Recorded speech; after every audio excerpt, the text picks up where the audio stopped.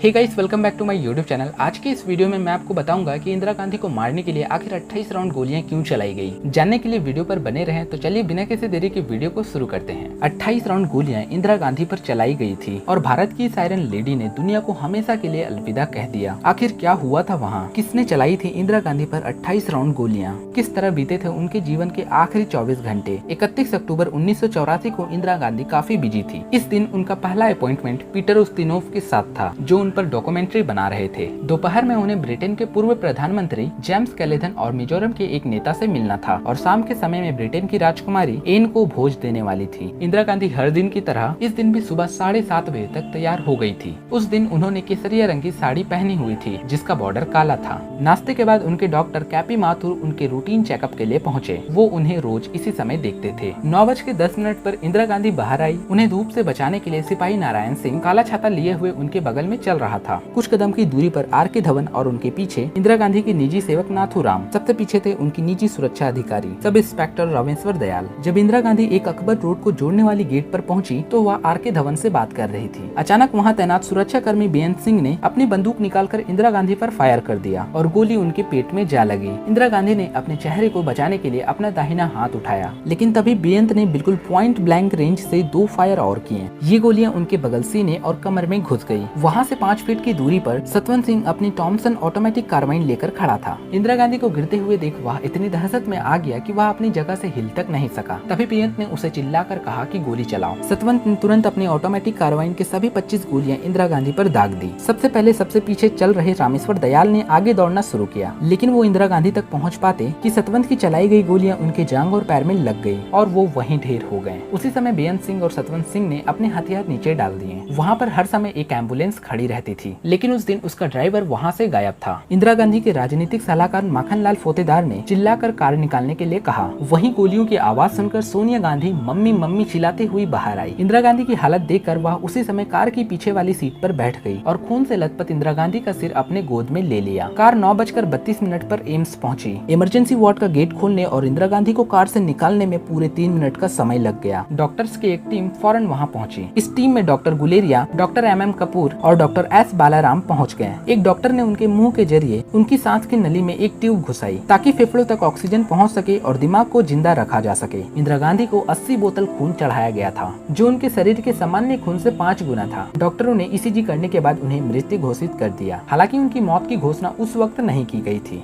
भारत की iron lady ने इस दुनिया को हमेशा के लिए अलविदा कह दिया।